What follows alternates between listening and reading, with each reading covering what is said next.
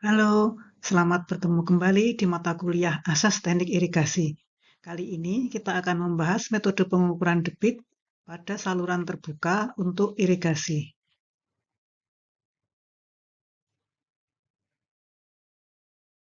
Debit secara umum didefinisikan sebagai volume fluida yang mengalir melalui suatu penampang melintang per satuan waktu. Pengukuran debit diperlukan pada berbagai bidang di teknik pertanian, seperti untuk pengukuran debit saluran irigasi, pengukuran debit sungai pada hidrologi, pengukuran debit udara pengering pada teknik pasca panen, pengukuran debit bahan bakar untuk mesin pertanian, dan lain-lain. Pada bidang irigasi, fluida yang diukur adalah air irigasi yang mengalir di suatu saluran irigasi. Sehingga di sini debit didefinisikan sebagai volume air yang mengalir melalui suatu penampang di persatuan waktu. Air irigasi dapat dialirkan melalui saluran terbuka maupun melalui pipa. Namun untuk kali ini kita akan membahas pengukuran debit di saluran terbuka.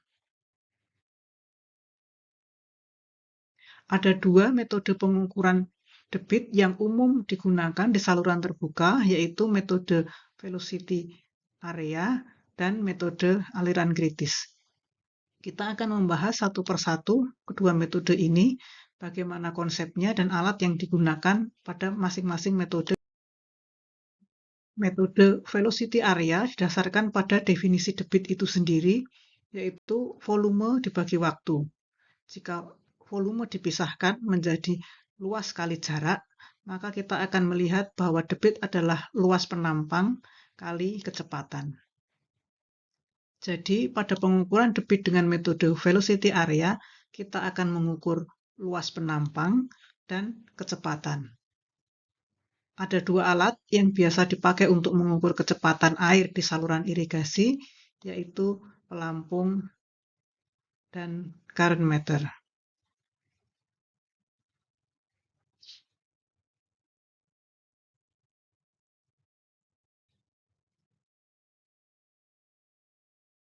Kita akan mulai dengan pengukuran luas penampang, karena baik pelampung maupun current meter sebagai pengukur kecepatan harus ada pengukuran penampang. Pada saluran dengan penampang tertentu, luas penampang bisa diukur dan dihitung sesuai dengan dimensinya. Misalnya pada saluran tegak dengan lebar B dan kedalaman air H, maka luas penampang adalah B kali H. Pada saluran trapesium dengan lebar dasar saluran B, kedalaman air H, dan kemiringan tanggul 1:M, maka luas penampang adalah B ditambah MH dikalikan H. Jika bentuk penampang saluran tidak beraturan, maka sepanjang lebar penampang itu dibagi menjadi beberapa ruas dengan jarak tertentu, dan masing-masing diukur kedalaman saluran dari H1, H2, H3, dan seterusnya sampai HN. Sehingga luas penampang saluran adalah B kali rata H. Komponen lain dari perhitungan debit velocity area adalah kecepatan atau velocity, yang akan kita bahas berikut ini.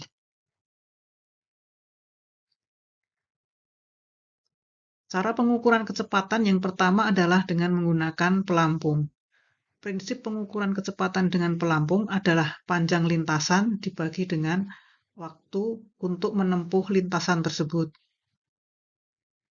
Syarat lintasan yang digunakan adalah ruas saluran yang lurus, tidak berubah bentuk penampang, tidak ada bangunan, dan tidak terganggu oleh sampah maupun tanaman. Pelampung dilepaskan dan diukur waktunya untuk menempuh lintasan yang telah kita ukur panjangnya sebelumnya. Maka kecepatan adalah panjang lintasan dibagi dengan waktu. Ada dua jenis pelampung yang biasa digunakan, yaitu pelampung bola dan pelampung tangkai. Ketelitian pelampung tangkai lebih bagus daripada pelampung bola. Cara pengukuran kecepatan selanjutnya adalah dengan current meter. Alat ini sering digunakan dalam pengukuran debit saluran irigasi maupun debit sungai untuk keperluan hidrologi. Prinsip kerja current meter adalah menghitung putaran propeller atau putaran kap yang disebabkan oleh aliran air. Putaran propeller atau kap ini merupakan kecepatan radial yang selanjutnya dikonversi menjadi kecepatan kecepatan linier dari air. Pada penampang saluran dilakukan satu atau beberapa pengukuran dengan current meter yang jumlah dan posisinya tergantung pada dimensi penampang saluran.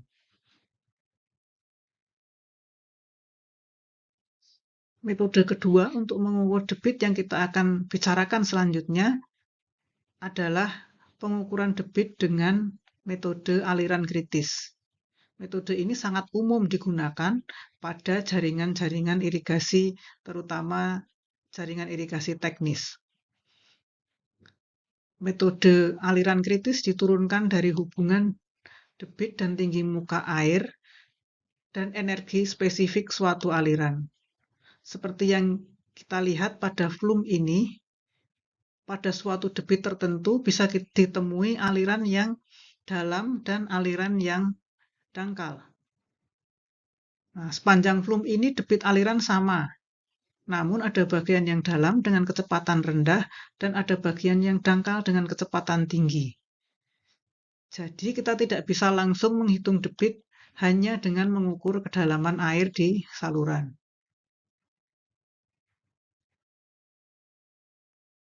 Metode aliran kritis dimulai dengan menghitung energi spesifik, yaitu total energi aliran per satuan berat air yang dinyatakan dengan satuan panjang.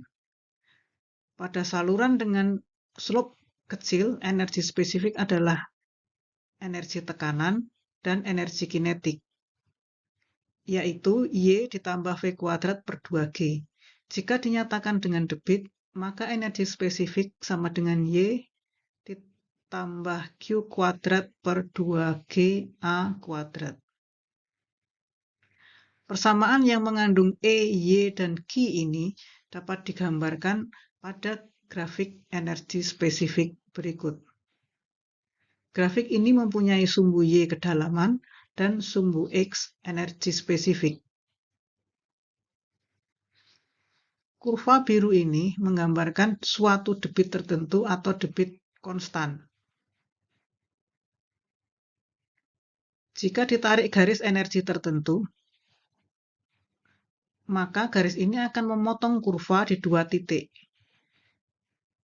Di bagian atas kurva, itu adalah bagian subkritis, yaitu Y tinggi dan V rendah.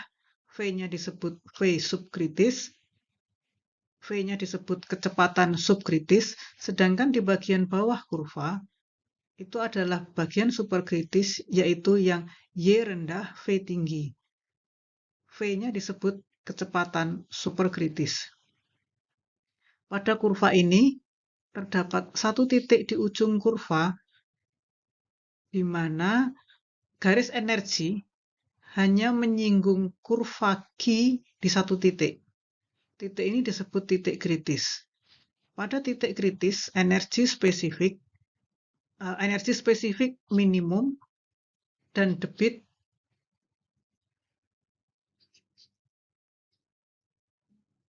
pada titik kritis, energi spesifik minimum dan debit tertentu hanya berhubungan dengan satu kedalaman.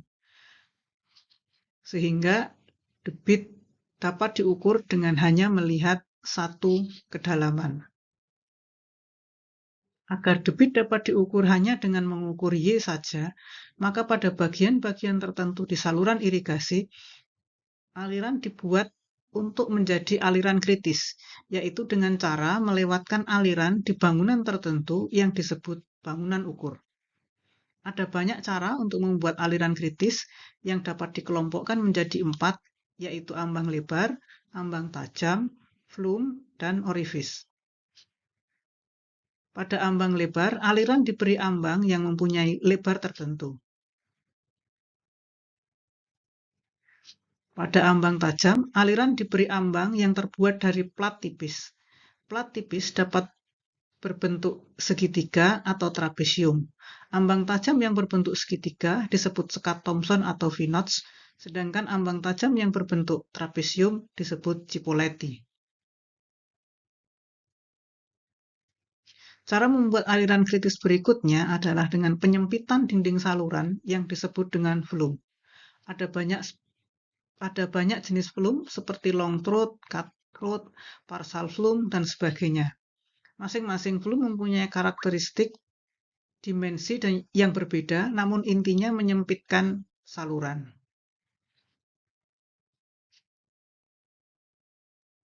Kelompok bangunan ukur terakhir adalah orifice, yaitu melipatkan aliran pada lubang di penampang saluran. Setiap jenis bangunan ukur mempunyai karakteristik hidrolik tertentu, sehingga pemilihan tipe bangunan ukur disesuaikan antara kondisi alamiah dengan karakteristik hidrolik yang diperlukan. Persamaan hubungan Y dengan Q diturunkan dari persamaan energi spesifik. Bangunan ukur dibuat untuk memudahkan operasi irigasi. Seorang petugas hanya perlu melihat ke papan duga muka air atau pelskal, kemudian mencocokkannya pada tabel hubungan Y dengan Q untuk bangunan tersebut. Demikian konsep dari dua metode utama pengukuran debit di saluran terbuka. Untuk prosedur pengukuran debit yang lebih jelas serta keterampilan mengukur debit, diperlukan praktikum pengukuran debit di lapangan. Jadi sampai jumpa pada praktikum lapangan untuk memperoleh prosedur yang lebih jelas dan mendapatkan keterampilan pengukuran debit. Salam.